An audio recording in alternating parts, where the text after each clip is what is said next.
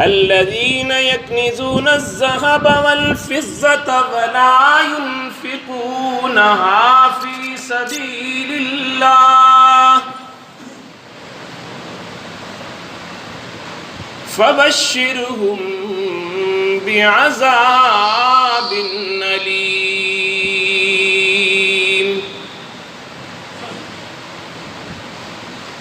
صدق الله خالقنا العظيم وصدق رسوله النبي الكريم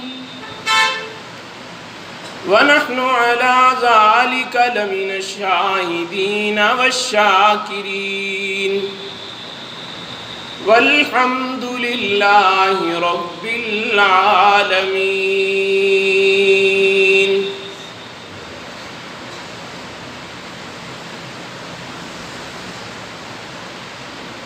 تو نے پتھر میں کیڑے کو پالا، خشک سبزہ زمین سے نکالا. تو نے پتھر میں کیڑے کو پالا، خشک سبزہ سے زمین سے نکالا. بحر و بر میں ہے تو، خشک و تر میں ہے تو، کس نے تیری حقیقت کو پایا؟ تیری رحمت کا ہر دم اجالا، تو نے گرتے ہوئوں کو سنبھالا. تیری رحمت کا ہر دم اجالا، تو نے گرتے ہوئوں کو سنبھالا. چاند تاروں میں تو، مرغزاروں میں تو، اے خدایا کس نے تیری حقیقت کو پایا؟ تو نے ہاں تیرا جلوہ آیا، تو نے ہاں تیرا جلوہ آیا. تیری ہستی کا منظر ہے یہ جہاں. پھول میں مثل بو چھپ کے بیٹھا ہے تو، اے خدایا کس نے تیری حقیقت کو پایا؟ سب حضرات عقیدت اور محبت کے ساتھ نماز والا درود پاک پڑھیں. اللہم صلی علی محمد وعلی آل محمد کما صلیت علی ابراہیم وعلی آل ابراہیم انکا حمید مجید. اللہم بارک علی محمد وعلی آل محمد کما بارکت علی ابراہیم وعلی آل ابراہیم انکا حمید مجید. گرامی قدر سامعین، معزز حاضرین، بزرگوں، دوستو اور میرے نوجوان ساتھیوں، قرآن مقدس کی ایک آیت کریمہ آپ حضرات کے سامنے تلاوت کی ہے. دعا ہے کہ خالق کائنات، مالک ارض و سماوات حق سچ کہنے کی اور اس پر عمل کرنے کی توفیق عطا فرمائے. رب العالمین ہمارے کہنے اور سننے میں اخلاص نصیب فرمائے. رب العالمین نے کلام مقدس میں ارشاد فرمایا کہ الذین یکنزون الذھب والفضة ولا ينفقونها فی سبیل اللہ. جو لوگ سونا چاندی کا خزانہ جمع کر کر کے اپنے پاس رکھ رہے ہیں، دولت کے انبار لگا رہے ہیں، وَلَا يُنْفِقُونَهَا فِي سَبِيلِ اللَّهِ، اور اس دولت میں سے اللہ کی راہ میں خرچ نہیں کرتے. رب العالمین ارشاد فرما رہے ہیں کہ فَبَشِّرْهُمْ بِعَذَابٍ أَلِيمٍ، ان لوگوں کو دردناک عذاب کی خوشخبری سنا دیجیے۔ رب العالمین ہم سب کی حفاظت فرمائے۔ مال رب العالمین کا دیا ہوا ایک تحفہ ہے، جب تک انسان اس کا استعمال صحیح کرے، اور جب اس مال کا استعمال غلط ہو جائے تو یہ مال وبال جان بھی بن جایا کرتا ہے۔ اور انسان بظاہر اس کی ایک مال سے محبت ہے،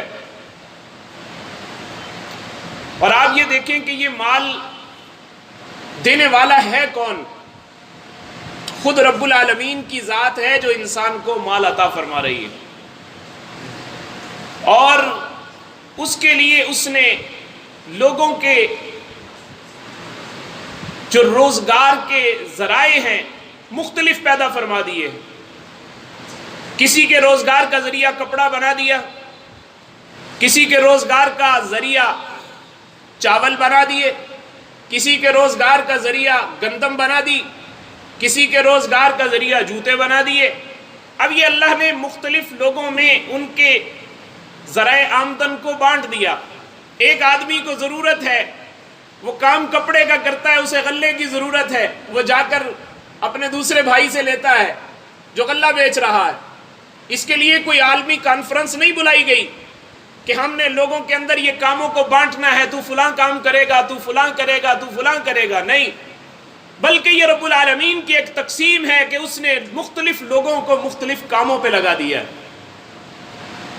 اور اس سب کے پیچھے جو رزاق ہے، جو دینے والا رازق ہے، وہ خود رب العالمین ہے۔ آپ انسان کی اس بیج پر غور کریں جو انسان زمین کے اندر ڈالتا ہے۔ قرآن پاک میں رب العالمین فرماتے ہیں انتم انشأتم شجرتها ام نحن المنشئون، جو درخت کا بیج تم زمین میں بوتے ہو، کبھی غور کیا تم نے کہ وہ بیج تم زمین سے اس کا درخت بناتے ہو یا اس کو بنانے والے ہم ہیں؟ وہ ایک بیج، بے حیثیت بیج زمین کے اندر پھینکا ہم نے تو وہ بیج کی باریک سی ایک کمپل زمین کا سینہ چیرتے ہوئے باہر آ گئی، جسے ایک معصوم بچہ، 2 سال کا بچہ بھی اگر انگلی سے مزل دے تو وہ ختم ہو جائے، اس کا وجود مٹ جائے۔ ایسی باریک کمپل زمین کا سینہ چیر کر کس کے حکم سے باہر آئی ہے؟ وہ رب العالمین کے حکم سے باہر آئی ہے، کہ وہ ایک بیج ڈالا تھا انسان نے زمین کے اندر،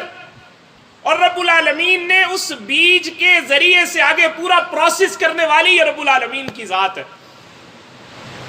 اور پھر فرمایا کہ وہ بیج تمہارے لیے غلے کا سامان، تمہارے لیے انسان کی جتنی ضروریات ہیں، انسان خود مٹی سے پیدا ہوا اور اس کی ضروریات کو بھی رب العالمین نے مٹی سے پیدا کیا ہے۔ آپ اس کے کھانے پینے پہ دیکھ لیں، اس کے لباس پہ دیکھ لیں، اس کی ساری چیزیں جتنی اس کی ضرورت کی ہیں یہ رب العالمین اسی مٹی سے انسان کے لیے پیدا فرما رہے ہیں۔ تو انسان کو رب العالمین نے یہ مختلف ذرائع دے کر انسان کے لیے ان چیزوں کو پیدا فرما دیا۔ رب العالمین نے فرمایا کہ ہم نے یہ دنیا کے اندر جانور پیدا کیے، اس کے حقیقی مالک تو ہم ہیں، لیکن ہم نے ان کا مالک تمہیں بھی بنا دیا کہ عارضی ملکیت تمہاری ہو گئی، اب تم ان کے ذریعے تجارت کرتے ہو، ان کو اپنے کھانے پینے کے لیے استعمال کرتے ہو، ان کو اپنی مختلف ضروریات کے اندر استعمال کرتے ہو۔ یہ رب العالمین نے اپنے بندوں پر کرم کیا، احسان کیا۔ تو یہ مال سارے کا سارا اس مالک کا دیا ہوا تھا۔ اگر وہ مالک یہ کہتا کہ یہ میں اتنا مال تمہیں دے رہا ہوں اور اس مال میں سے 97.5% تم نے میری راہ میں خرچ کرنا ہے اور 2.5% تم نے خود رکھنا ہے، تو یہ فیصلہ عین حق تھا، اس میں کوئی ظلم نہیں تھا، یہ بالکل صحیح فیصلہ تھا، ہو سکتا تھا ایسا۔ لیکن رب العالمین نے دیکھا کہ انسان کو اس مال سے محبت ہے، اس کی ضروریات اس کے مال کے ساتھ جڑی ہوئی ہیں، تو رب العالمین نے اس بندے پر احسان کیا کہ میرے بندے، میں تجھ سے بڑی محبت کرنے والا ہوں، بڑی شفقت کرنے والا ہوں، اپنا مال میں تجھے دے رہا ہوں، اس مال کو میں یہ نہیں کہتا 97.5%، میں یہ کہتا ہوں 97.5% تم رکھ لو، صرف 2.5% میری راہ میں نکال دو، صرف 2.5% میری راہ میں نکال دو۔ اب افسوس تب ہوتا ہے جب انسان اس 2.5% میں بھی پس و پیش کرنے لگتا ہے، جب اپنی گنتی کیلکولیشن کرتا ہے، وہ کہتا ہے اوہ یہ زکوٰۃ کروڑوں میں لاکھوں میں بن رہی ہے، میں اس کو کیسے ادا کروں، میرا تو اتنا مال کم ہو جائے گا۔ اب بظاہر انسانی سوچ یہ کہتی ہے یہ مال کم ہو رہا ہے، لیکن میرا مالک کہتا ہے یہ مال کم نہیں ہو رہا، یہ مال بڑھ رہا ہے۔ زکوٰۃ کے لفظی معنی ہی بڑھنے کے ہیں، نشو و نما پانا، بڑھنا، یہ زکوٰۃ کا لفظی معنی ہے کہ انسان مال دیتا ہے 2.5%، 2,500 روپیہ 1,00,000 روپے میں سے کم ہوا، بظاہر ہمیں نظر آ رہا ہے، میری آنکھیں کہہ رہی ہیں یہ 2,500 روپیہ کم ہو گیا، لیکن میرا مالک کہتا ہے نہیں، یہ 2,500 کم نہیں ہوا بلکہ اس میں اضافہ ہو چکا ہے۔ میرے مالک نے اس کے اندر برکت ڈال دی ہے، میرے مالک نے اس کو تمہاری غلط جگہوں پہ لگنے سے محفوظ کر دیا ہے، تمہارے مال کو رب العالمین نے غلط کاموں میں لگنے سے محفوظ فرما لیا۔ شیخ الحدیث حضرت مولانا زکریا رحمت اللہ علیہ حضرت نے اپنی آپ بیتی کے اندر ایک واقعہ لکھا ہے، فرمایا کہ میں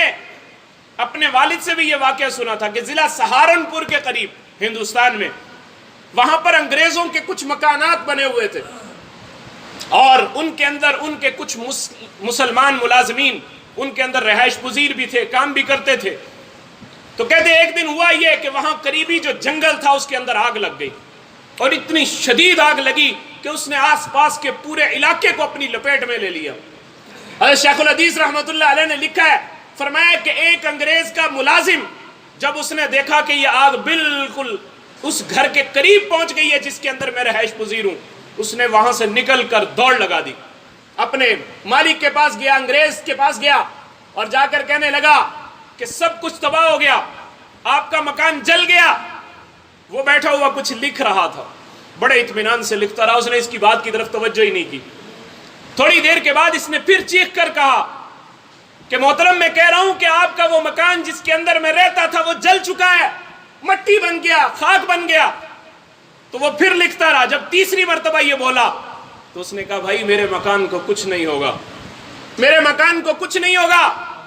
اس نے دیکھا کہ یہ کیا کہہ رہا ہے، اس نے کہا میں مسلمانوں کے طریقے پر اس مال کی زکوٰۃ ادا کرتا ہوں، میں اپنا جتنا مال میرے پاس موجود ہے میں مسلمانوں کے طریقے کے مطابق اس مال کی زکوٰۃ ادا کرتا ہوں، میرے مال کو دنیا کی کوئی طاقت نقصان نہیں پہنچا سکتی۔ کہتے ہیں وہ اس کے ساتھ اٹھا اور اٹھ کر اس علاقے میں پہنچا جہاں آگ لگی تھی، جب جا کے دیکھا کہ دائیں بائیں کے سارے مکان جل کر راکھ ہو چکے ہیں اور اس آدمی کا اکیلا تنہا مکان کھڑا ہوا ہے۔ تو یہ انسان کو اللہ سمجھاتے ہیں کہ میرے بندو یہ مال کی حفاظت تمہارے بس کا کام نہیں، یہ تو تمہارے مالک کا کام ہے، یہ تمہارے مالک کا کام ہے، تم اپنے مال کی زکوٰۃ صحیح طریقے سے ادا کرو، تمہارے مال کی حفاظت رب العالمین خود اس کا انتظام پیدا فرما دیں۔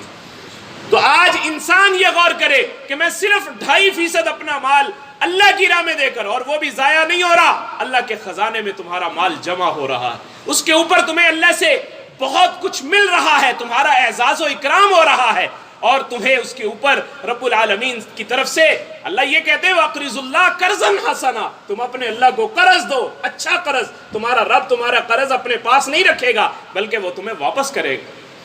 اور اس مال کو اللہ کئی گنا بڑھا کر اس انسان کو پھر واپس کر دیتے ہیں۔ تو انسان اپنے ان چیزوں پر غور کر لے کہ میں کیا کر رہا ہوں۔ علماء نے 3 چیزیں لکھی ہیں، فرمایا کہ یہ 3 چیزوں کے بغیر قبول نہیں ہوتی۔ فرمایا کہ اقیموا الصلاۃ وآتوا الزکاۃ، یہ نماز قائم کرو اور زکوٰۃ ادا کرو۔ ایک آدمی نماز تو پڑھتا ہے زکوٰۃ نہیں دیتا، یا زکوٰۃ دیتا ہے نماز نہیں پڑھتا، فرمایا اس کا ایک عمل اس کے دوسرے عمل کو بھی لے ڈوبتا ہے، اس کا وہ عمل بھی قبول نہیں ہوتا۔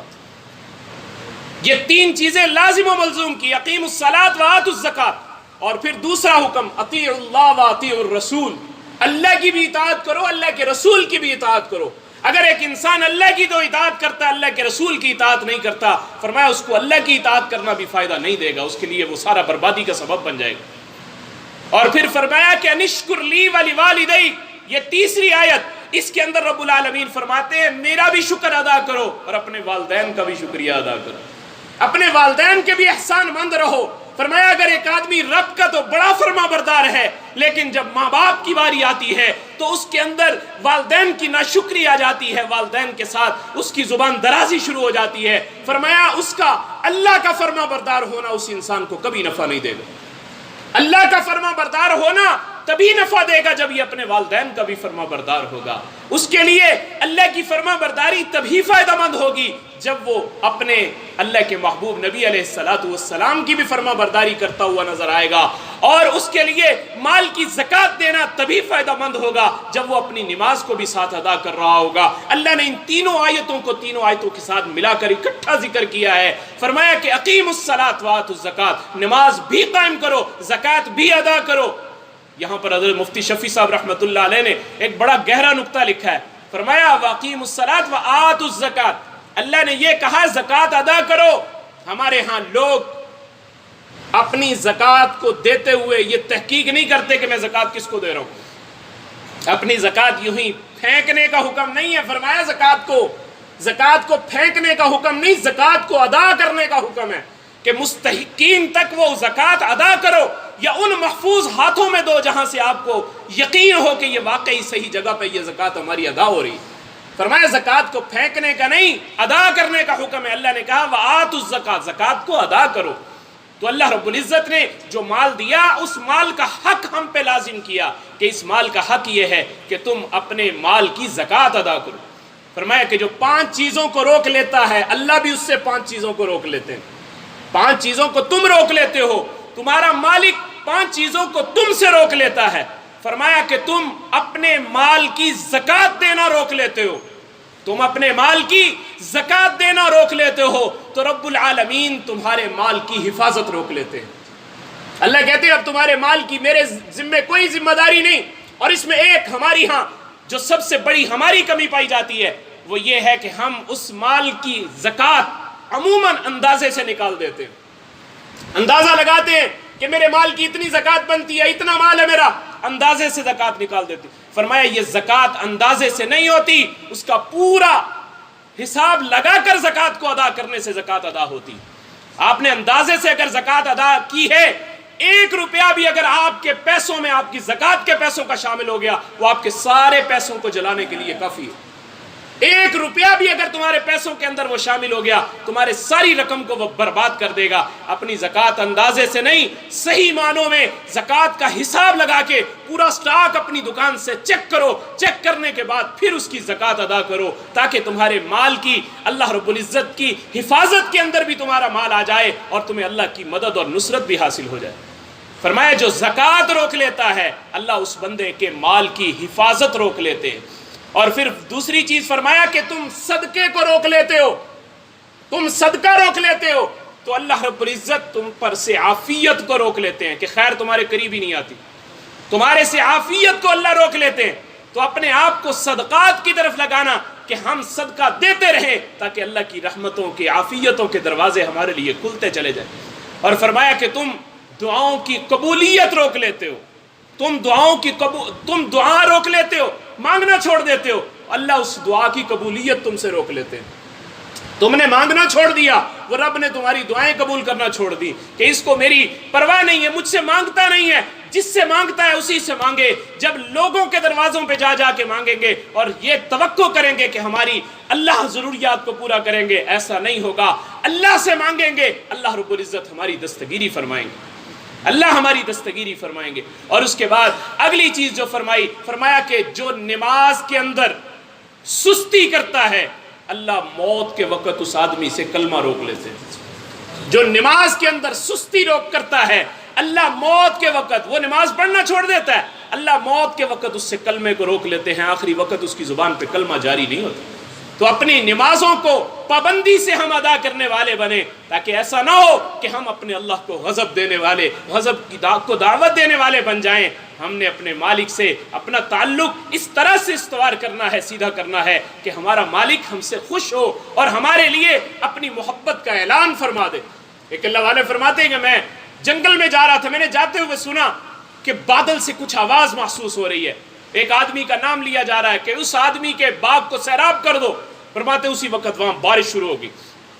اب جب بارش شروع ہوئی، اتنی بارش برسی، ایک گڑھے میں پانی جمع ہوا، وہاں نالیاں بنی ہوئی تھی، ان سے پانی چلتا چلتا جانا شروع ہو گیا ایک طرف کو۔ انہوں نے بھی دوڑ لگا دی پانی کے ساتھ ساتھ کہ میں جاؤں دیکھوں تو صحیح کہ مال کہاں، یہ پانی کہاں جا رہا ہے۔ فرماتے میں چلتا گیا، جب میں نے جا کر دیکھا کہ وہ نالی ایک باغ کے اندر چلی گئی، وہاں دیکھا کہ ایک آدمی اپنے باغ کو پانی لگا رہا ہے، سینچ رہا ہے اس کو۔ تو انہوں نے جا کر اس سے پوچھا بھائی آپ کا نام کیا ہے؟ اس آدمی نے وہی نام بتایا جو انہوں نے پانی سے وہ بادل سے آواز سنی تھی۔ فوراً انہوں نے کہا کہ بھائی آج تو میں نے عجیب قصہ دیکھا ہے کہ میں نے بادل سے تیرے نام کی آواز سنی ہے، تو تیرا کون سا عمل ایسا ہے کہ جس کی وجہ سے اللہ اتنی دور بارش برسا کر تیرے لیے یہاں پانی کے پہنچانے کا انتظام فرما رہے ہیں؟ اس نے کہا کہ میرا اور تو کوئی عمل مجھے معلوم نہیں، لیکن یہ ضرور ہے کہ میں اپنے اس مال کی جتنی آمدن ہوتی ہے اس باغ کی، میں اس باغ کی آمدن کا ایک حصہ اپنے اہل و عیال پہ خرچ کرتا ہوں، ایک حصہ میں اپنے اسی باغ کے اندر واپس لگا دیتا ہوں، اور اس کا تیسرا حصہ میں اپنے اللہ کی راہ میں خیرات کر دیتا ہوں،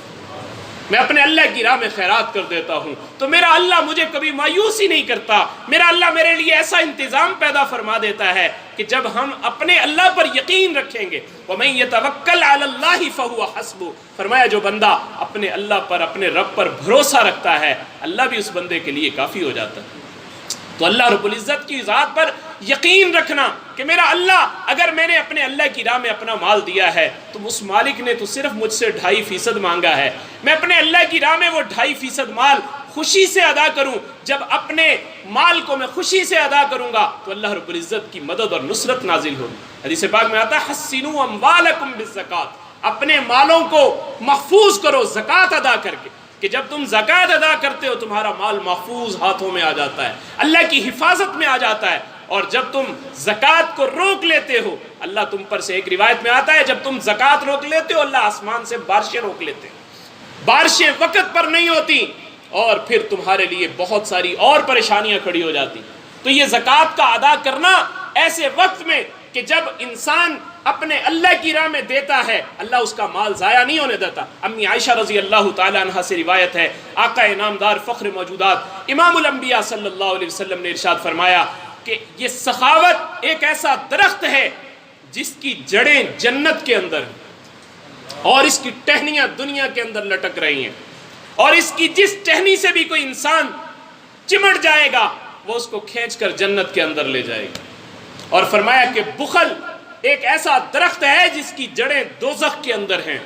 اور اس کی شاخیں دنیا کے اندر لٹک رہی ہیں، اور اس کی اگر تم کسی شاخ کے ساتھ اٹیچ ہو جاتے ہو، منسلک ہو جاتے ہو، تو یہ شاخ تمہیں کھینچ کر جہنم کے اندر، دوزخ کے اندر لے جاتی ہے۔ اس لیے اپنے اللہ کی راہ میں لگاتے ہوئے کبھی اس چیز کی پرواہ نہ کرنا کہ میں نے اتنا مال اللہ کی راہ میں لگا دیا، اس لیے کہ میرے بھائی اس مالک نے دیا تھا، اگر اس مالک کے دیے ہوئے کو اس مالک کی راہ میں لگا دیا تو یہ اس مالک کا ہم پر کرم ہے کہ اس نے ہمیں اس کے لیے قبول فرمایا ہے۔ اللہ مجھے بھی اور آپ کو بھی ان باتوں پر عمل